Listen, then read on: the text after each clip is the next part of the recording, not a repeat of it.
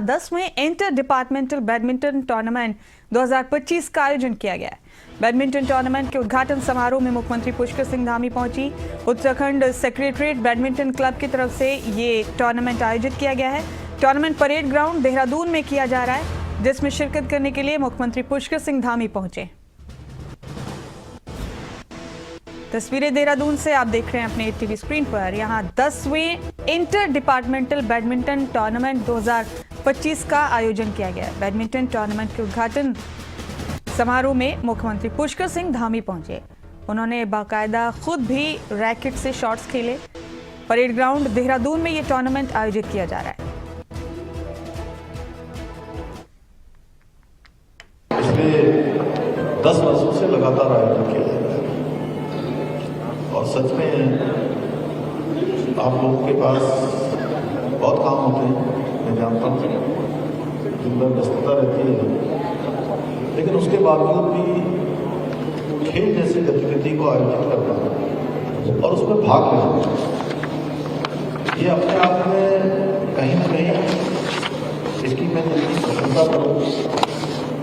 वो कम है। मैं आप सबको मैं आपकी सराहना करता हूँ कि भाई आप लोग इस प्रकार का आयोजन करते हैं और हमारे प्रमुख सचिव साहब उनका विशेष रूप से खेलों से बड़ा वो है। और अभी बसेड़ा जी ने जैसा कहा कि जैसे बहुत बार मैं सोचा तो नहीं था कि मैं यहाँ पर बोलूँगा।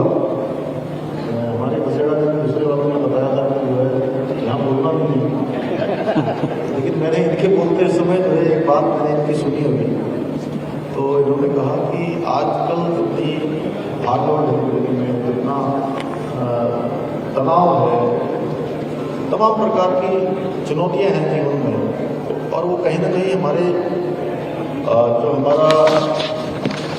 स्वास्थ्य उसको बहुत प्रभावित करता है। ऐसे समय में अगर आधा घंटा 1 घंटा जितना भी समय है, अगर इस प्रकार की खेल की गतिविधि में हम भाग लेते हैं, किसी भी प्रकार से अपने शरीर को फिट करते हैं, मेंटल फिट करते हैं,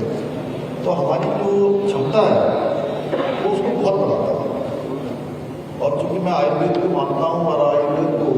जीता भी हूँ, पूरा काफ़ी कुछ मैं कोशिश करता हूँ कि आयुर्वेद के हिसाब से जीवनचर्या को बनाया जाए, जीवन पद्धति को जिया जाए, क्योंकि वही एक ऐसी पद्धति है जो सच में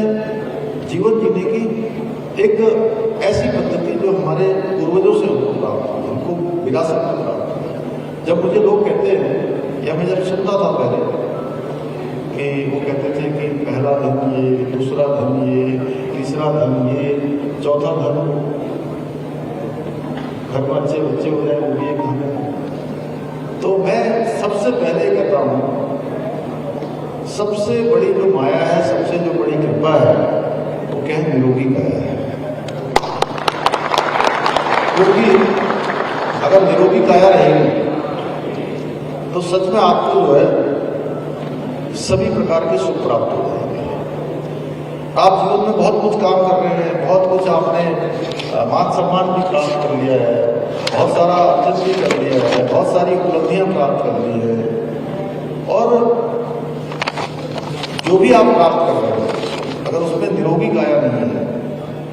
आपका स्वास्थ्य अच्छा नहीं है, तो उसमें कहीं ना कहीं सब कुछ होते हुए भी आप जो असली सुख है, आनंद, उस आनंद से कहीं ना कहीं दूर रहते हैं,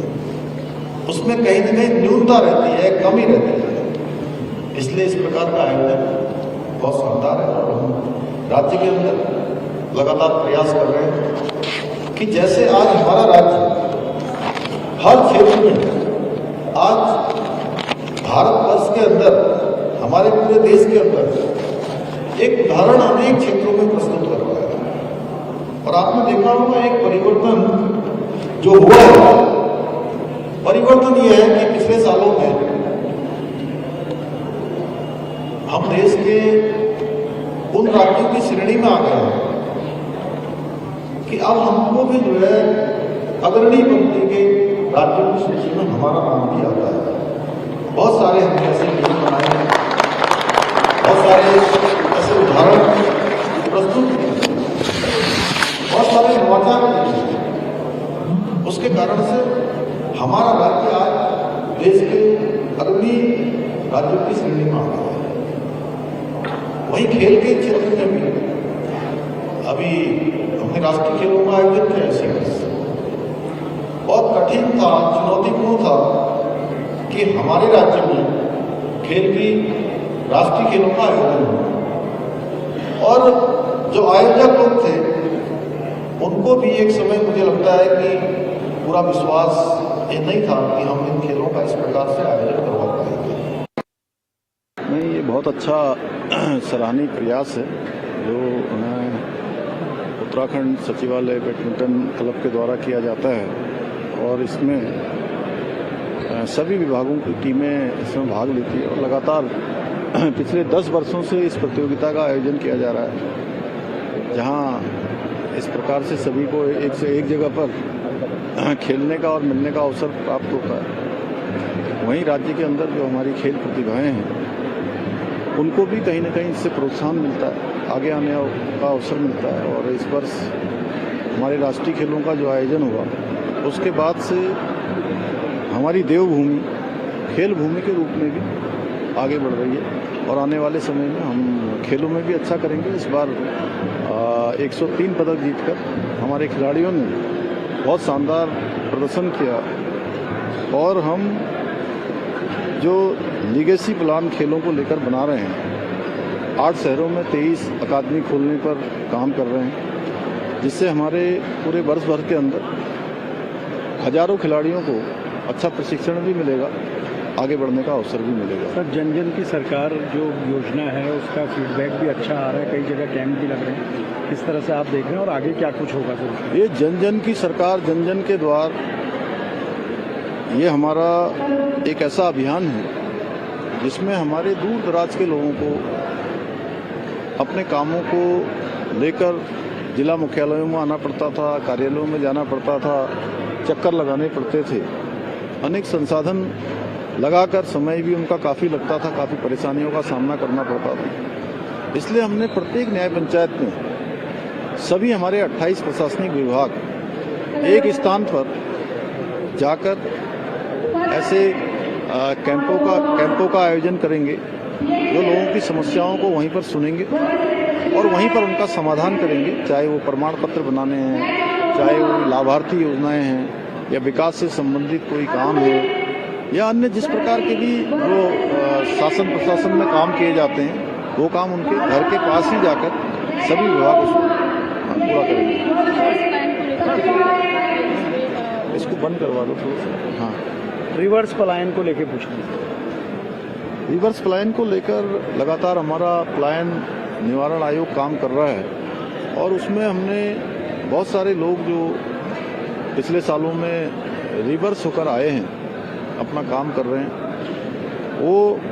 आने वाले समय में हम सभी के लिए भी, राज्यवासियों के लिए भी, और राज्य के अंदर जो लोग काम करना चाहते हैं उनके लिए सरकार ने भी कई योजनाएं बनाई हैं। मुख्यमंत्री स्वरोजगार योजना के माध्यम से आज अनेकों लोगों ने अपने रोजगार खड़े किए हैं। होम स्टे के माध्यम से हमारे हॉर्टिकल्चर, एग्रीकल्चर, इन क्षेत्रों में आज काफ़ी लोग आगे आकर अपने अपने पैतृक स्थानों से जुड़ रहे हैं, फिर से अपने गाँव की ओर लौट रहे हैं, और आने वाले समय में ये और बढ़े, उसको लेकर हम प्रवासी पंचायत, इसका भी आयोजन प्रत्येक जनपद में करने वाले हैं, जिससे कि लोग अपने गाँव से, अपने घरों से, अपने पैतृक स्थानों से जुड़कर राज्य के विकास में योगदान दें। अच्छा है कि हमारे यहाँ पर टूरिज्म बहुत बड़ा है, पर्यटन के क्षेत्र में काफ़ी बड़ा है, और साल भर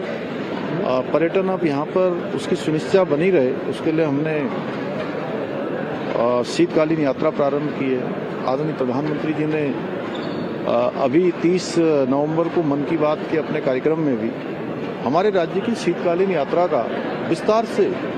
सभी देश और दुनिया के सामने रखा है। निश्चित रूप से उनके इस प्रकार से यात्रा का उल्लेख करने से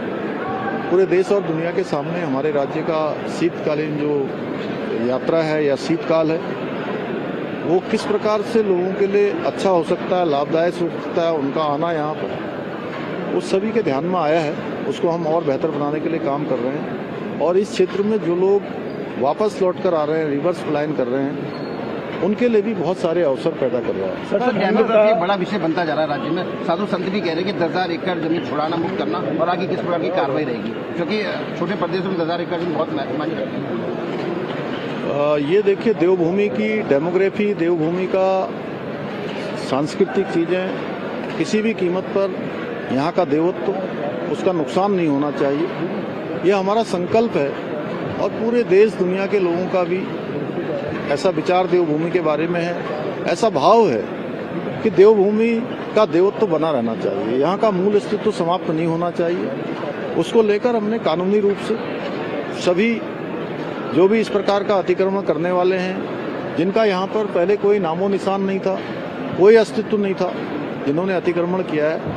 वो अतिक्रमण स्वयं हटा लें, अन्यथा जो